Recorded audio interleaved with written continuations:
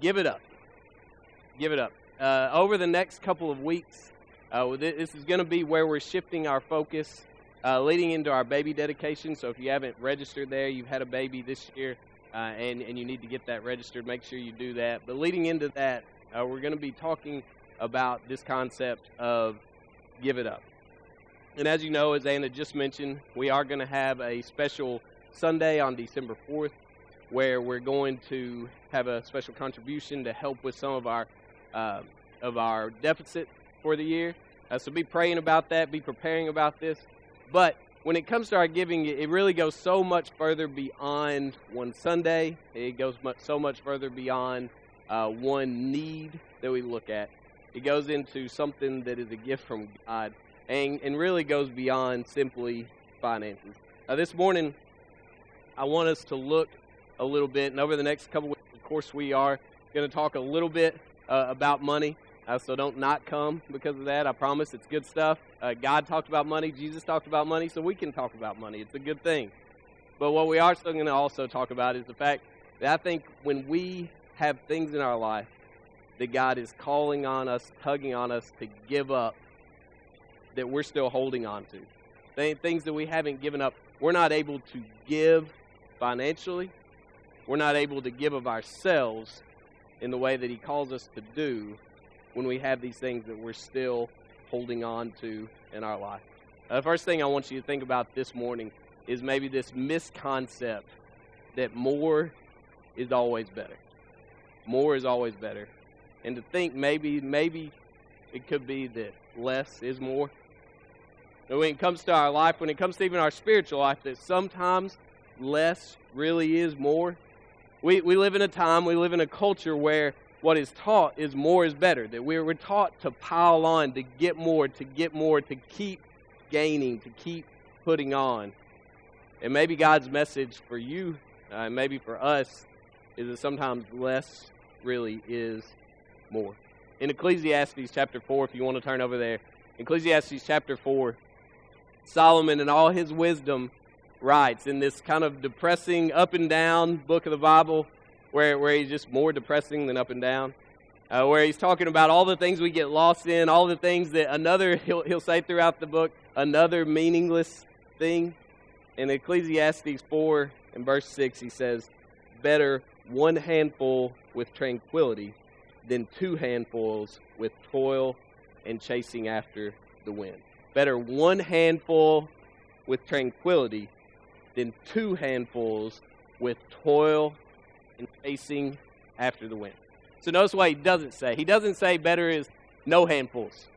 He doesn't say better is no handfuls. Actually, right above this in the verse before, he says the fool folds his hand and is devoured or consumes himself, depending on what verse. So he's not saying laziness is the way, but what he's telling us is that more is not always better. He says two handfuls with toil and chasing after the wind. So work isn't a bad thing. Working hard is not a bad thing, because you can work really hard with one hand. You can put a lot into it. But this empty obsession with work is. When we have this empty obsession that consumes us all the time, it is. We get lost in a lot of things where we become so obsessed with that we lose the things that really matter.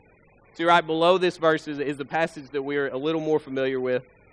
In verse 8, he says, and he asks the question, for whom am I toiling and depriving myself of pleasure? This also is vanity and an unhappy business.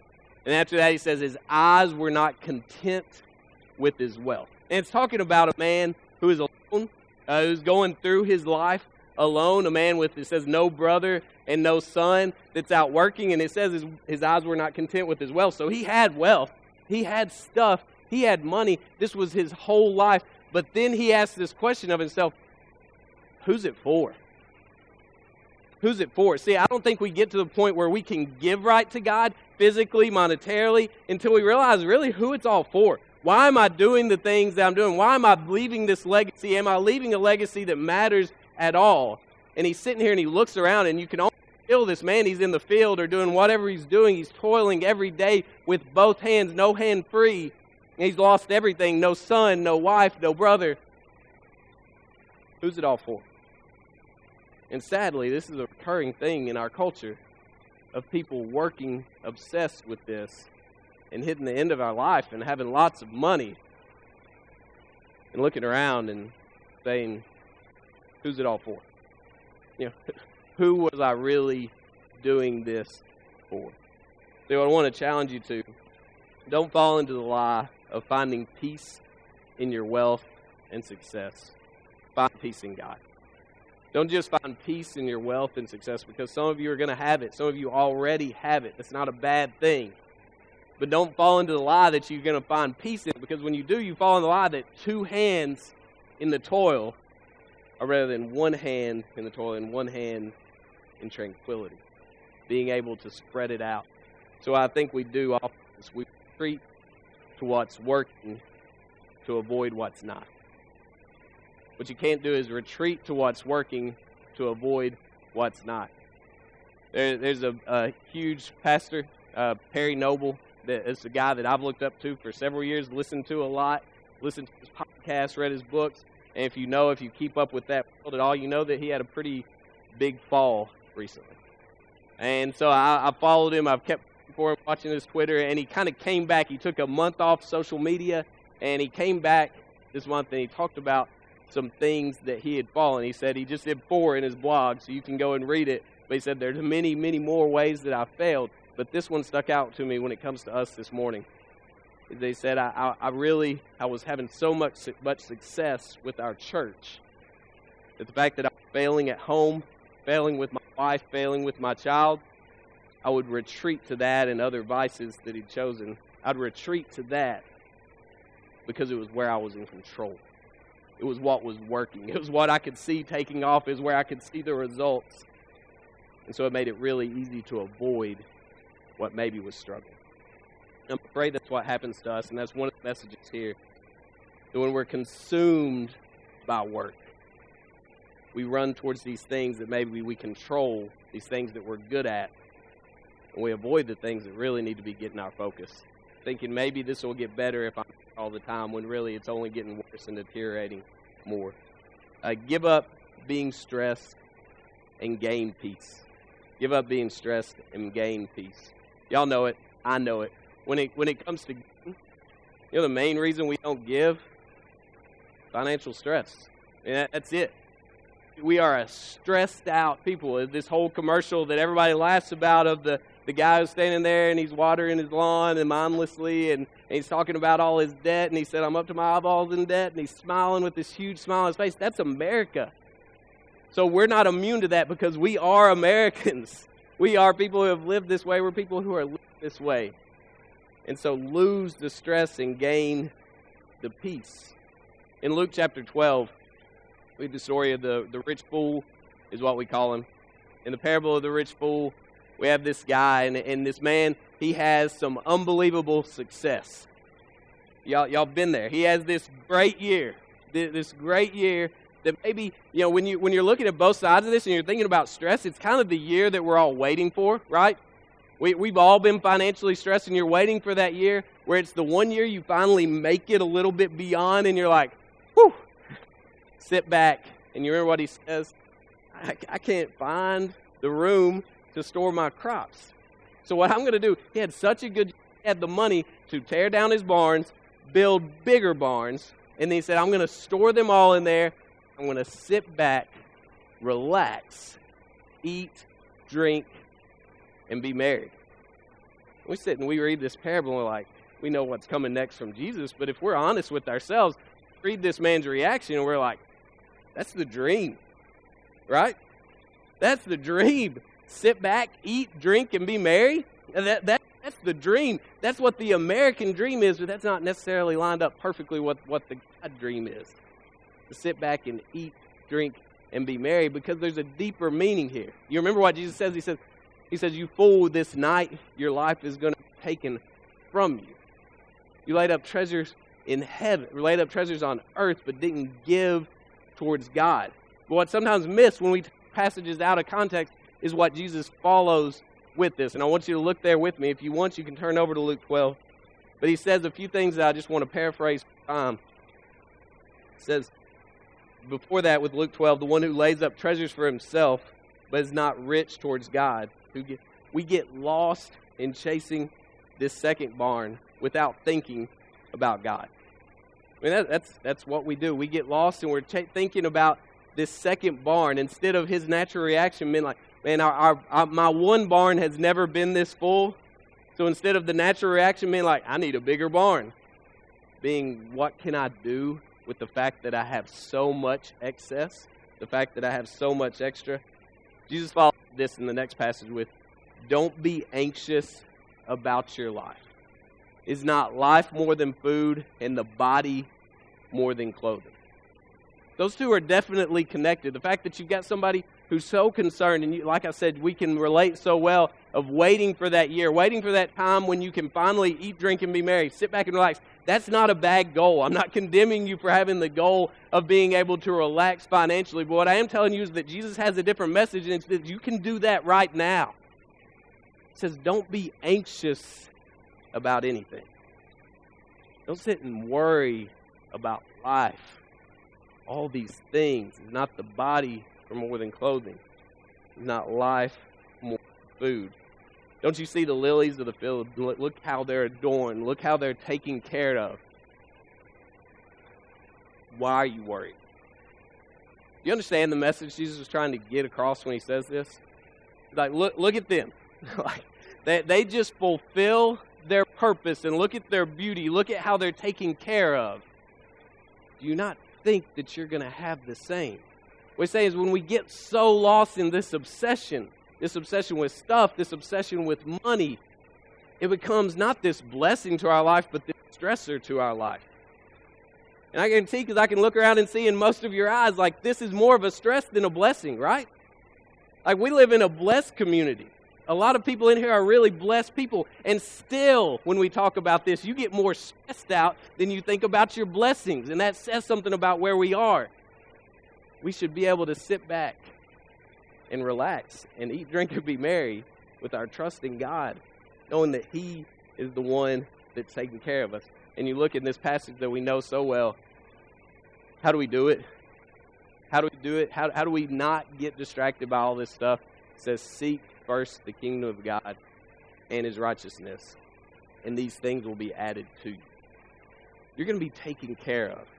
Seek God. Seek God first. You want to get rid of your stress? Seek God first. I'm not saying don't make good decisions. I'll never teach you that. I'll never tell you that. Make good decisions. We'll talk about that a little more later and next week.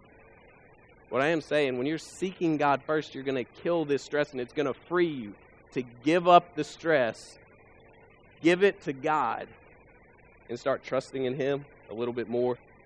Give up your clutter and gain clarity. We live in a can't let go and can't say no society. And that's just the truth. We live in a can't let go and can't say no society. We have a whole show, a whole series devoted to hoarders, right? Y'all watch it. I do too. Get a little grossed out sometimes. I started to show a clip this week, and the clip that I pulled up was so disgusting. I'm like, I can't show that in church. And here's the thing. We have this show devoted to hoarders. Really, I think the main purpose of it, the reason we watch it, is because it makes us feel less bad for the fact that we're hoarders too. I am. Hold on to things that don't matter. I keep clutter that doesn't matter. I keep activities, stuff in my life that don't matter. See, we're not just hoarders of stuff. We're hoarders of events and activities. So if when we talk about the work and the two hands and the toil, and maybe you're not the main breadwinner, your husband, your wife is a workaholic, and you started to eye them a little bit like, like you need to get home earlier. You need to free that hand up. You need to stop being so obsessed. Hey, it goes both ways. A lot of times we might have one spouse that's a workaholic. You might have one spouse that's a event, activity, doaholic. Like, I've got to do everything. And you don't. We live cluttered lives. And when you live in clutter, you walk into these houses. And if you've ever seen one of those shows, when you walk in, like, it does almost make you sick to your stomach, because you walk in and the natural reaction from us is, like, where do you start? Like, where do you even start with this mess? And that's why it's so big on us to clear out our lives.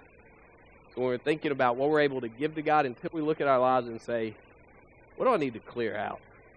What is in my life? What is in our church that we need to clear out to be able to give to God?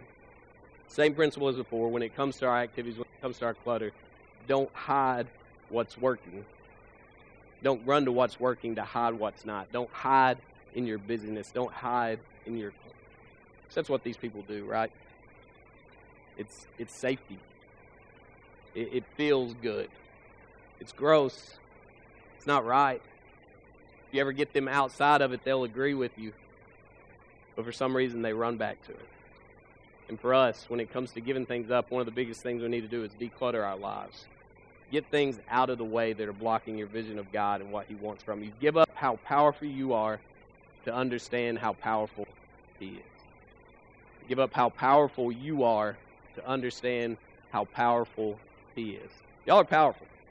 Like, we're powerful by ourselves. But that's the beautiful thing about this passage that we just read. We're talking about being obsessed with work, being obsessed and not being able to let go of this, not understanding the balance that is life. It's not being lazy with hands folded, but it's not running all the time with hands full. But then he goes on further, and he talks about the man that's all alone. But then we have this beautiful passage that we usually just say at weddings. Like, we talk about it with love, but it's really a lot more about community. Like, we say it at weddings because it's talking about the bond that we have, the need we have for somebody, but it's really about the need we have for some bodies, about the strength we have. In Ecclesiastes 4, it says, 2 are better than one because they have a good return for their labor. If either of them falls down, one can help the other up, but pity anyone who falls and has no one to help them up. Also, if 2 lie down together, they will keep warm. But how can one keep warm alone? Though one may be overpowered, 2 can defend themselves, and a cord of 3 strands is not quickly broken. We read this at weddings, but this applies to us as a church. Give up the thought that spiritually you are as powerful as you can be on your own. Give up the thought that in this life you are powerful even enough on your own. Because you're not. But I love the message that's here. The message that really, if you read and you take yourself out, and if you're all by yourself reading this, pity the person that falls and has no one to pick them up. You ever been helpless? You ever fallen all by yourself, like had something broken, been totally alone, and couldn't get out of it on your own, and had absolutely no one there to help you? Give up the thought that you're powerful on your own, and know that you need community. Know that you need this church family. Know that you need people that you're closer to than your family. Give up your treasure. This is a big one. I love how Tim Keller says, he says, money isn't an idol. Money shows you where your idols are. Money isn't an idol. Money shows you where your idols are. And I couldn't agree more most of the time. Money's some people's idols. But for most of us, it's not. It's not. Give up whatever it is that you treasure. When we're talking about this and we're talking about money, oftentimes we point back to the rich young ruler in Luke 18. And in the rich young ruler, it's a familiar story. You have this guy that approaches, this rich ruler of approaching Jesus and saying, what do I need to do? And probably, if we read in context, with a lot of confidence that he's already doing it. That he knows what the commandments are. He knows what it is to be a follower of God. And so he's approaching him, what do I need to do? And Jesus gives him some basics. He says, all these things I've kept from my youth. I haven't done them. That's not me. I'm not about that life. And he comes back with one thing you like. Sell everything you have. Give to the poor. Went away sad because he was very rich. And we look at that and we think, man, that was his treasure. That was his treasure, and it was. Because here's the thing. His treasure is what was keeping him from fulfilling the calling that God was putting on his life. His treasure was what was keeping him from fulfilling the mission of God. God said, sell what you have, give to the poor. Whatever is keeping you from giving to the poor, from fulfilling the mission of God, if there's something in your life that trumps that, if there's something in your life that's above that, then it's your treasure. There's your idol. You found it. Whatever is keeping you from fulfilling the mission that God's put in your life is where your idol is. Jesus doesn't say it's not hard. He, in fact, says it's easier for a camel to go through the eye of a needle than for a rich man to enter heaven. And it's where in America we kind of can get really deflated when we say this, when we hear this. But it is talking definitely about the of loving money, of it becoming your idol. But he's talking about all our idols. If your idol's not money, your idol's probably something else, whatever it is. And here's where it goes deeper, is that he doesn't just say it's hard, but he says it's possible with me. Because it's hard. Really, it's impossible with man. But with God, all things are possible. So whatever your idol is, whatever your treasure is, whatever you're holding up so big in your life, have confidence. We have a God who puts camels through eyes of needles, a God who breaks that down, who takes that out. And so how big it is in your life, how obsessing it is in your life, how consuming it is in your life, know that your God can take it away. Some practical take-homes, a few things I want you to take with you this morning. And we're going to talk a little deeper about some of these next week. We're going to get a little more into this. But it's just some things to think about this week is cut back. Cut back when it comes to work. Figure out ways that you can do this. I don't know if it's more focused when you are there so that you're more focused when you're not. I know for me, that's the thing sometimes. Sometimes I'm not as hyper-focused when I'm here, so I can be more focused on my children and my wife when I'm home. So cut back in some way. Back on activities. Look at your life. And if you don't have time for God, then look at your life and figure out what you need to cut out. If you can't say yes to anything, if every time there's an activity, if every time there's an opportunity to serve, you can't say yes, then think about what it is you need to take out of your hand. If you're sitting with two hands full all the time, what do you need to drop? Because this is a beautiful thing here when you have a hand free, you're able to do so much more. You're able to say yes so much more often. All because you simply cut things out that didn't matter in the first place. So make sure that you're trying this week, trying in your life to cut things out. Cut things out when it comes to, cut things out, honestly, when it's starting at your home, starting with your excess. And I want you to think about this, and we have so much excess that when we cut back, it doesn't really affect the fact that we still have excess. Most of us have big walk-in closets. I mentioned that Drew was surprised when he pulled up to my house the other day and we could pull into our garage. Why? Because most of us have really full garages that are packed and attics right above them that are packed and storage units down the street that are packed. Let me tell you, if you have a storage unit and you haven't had a need to go to it in a month, you probably need to get rid of it. Clear it out. Give the money to us. No. And clear it all out. Get rid of it. We think about that a lot right now, and there's things that we haven't unpacked. And we kind of talk to each other about, if we reach this 9-month lease and we're about to move into our actual house, and we haven't used it, do we need it? Because most of us, I'm not saying don't have nice things, so don't get that message. I think our problem isn't so much in owning nice things. It's all the junk that owns us. It's all this stuff that consumes us. Think about the practical side of your life. When you go to make eggs in the morning, you've got your favorite spatula, right? You've got your favorite pan. I'm not saying you have to cut everything out of your life, but I'm saying we've got so much excess, so much stuff that's just sitting there. We have the stuff we value more that we use. that really the other stuff just takes up space and clutters our life. Because I'm convinced that if we declutter our home life, we declutter stuff like that, it's going to realize how much clutter is going on up here. Clear out, the same thing. Cut back, but also clear out. So overwhelmed by choices. Man, moving back here, and Chelsea and I had more of the problem of this when we were in Atlanta and had more restaurants around, but we moved back to Columbia. You know, Columbia is more rural. It's 40,000 people, not a ton of restaurants around. So we had our 2 or 3 favorites. You're getting ready to go eat out, and you're going to go to one of those. And now I'm so overwhelmed anytime we talk about lunch. Like if you ever want to make the choice for me, you can. Just text me where I'm supposed to eat lunch tomorrow. Because we have so much laying in front of us. And you think about Netflix. Like you go and you sit down to watch a show, and it's just overwhelming.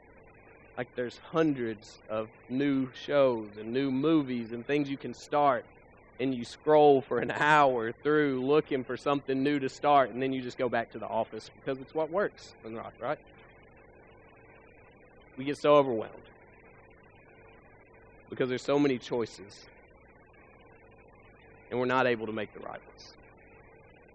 So take some time and declutter the things that are clouding your vision, clouding your life. Less clutter equals more friends. It does. If your life was less cluttered, you'd have time for more friends. It means more family. Less clutter means more family. You're going to have more time for your family. And honestly, it makes for more time to serve. It makes it where there's an opportunity like Anna just talked about last Friday. So many people were able to stand. It makes for opportunities where our Fridays aren't taken necessarily, or we're able to move things because we have more time to be there and be a part of things. And the last one, and we'll get a little deeper, but pay off. Give up saying yes to stuff now to be able to say yes to the right things later. Now, I'm convinced of this. Really, and I'm going to walk it with you, so it's not something I'm going to talk about and not do as a family. That if we became a church that was killing our debt personally, we'd become a church that was knocking out in our community.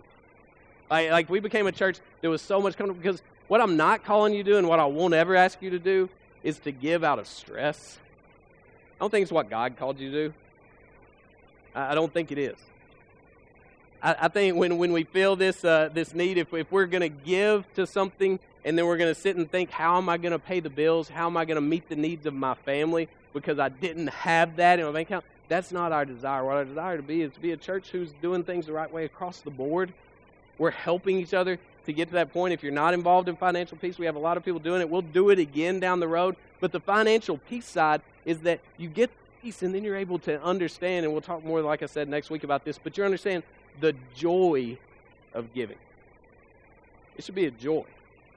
God wants it to be a joy. He doesn't want it to be another added stress in your life because you're sitting down and thinking, where are we going to get that from? We want it to be a joy that we're able to hand out without having to hesitate or think about how much this is going to hurt us. Like I said, next week we're going to go a little further, go a little deeper. This is more of a setup thought lesson. But there's so many things that we need to give up in our lives, and we could have kept going. We could keep thinking about practical things all day long, and we need to give up, need to get them out of our life. But probably more than anything else, I want to challenge you this morning to give up any lie that you've ever put on yourself or on you, that you're not able to do this. I'm not talking about this. I'm talking about this. The lie that we sometimes believe that we're not able to really either give our life period to God or to go all in because of who I am, because of who I've been, because of what I really just am right now still, Bo. You don't understand. I'm not there yet. Because every single person in here is a sinner. You're sitting in a group of broken people who need God desperately. And until you give up that lie that you're not good enough, that you're not worthy, we're not. But because of his love for us, Jesus gave it all. He gave it all up. knowing that we would get lost in our clutter, in our fear, in our worry, in our misplaced treasures. And he gave it all up for us so that we can give it back to him. I love the way Dietrich Bonhoeffer says it. When Christ calls a man, he bids him come die. And that's what it is. Giving our life to God, and it's a daily giving, daily waking up and making the conscious decision again of I give it over again to you, God. Again, not because we're good enough, but because he is. If you have any need this morning, would you come as we stand and worship?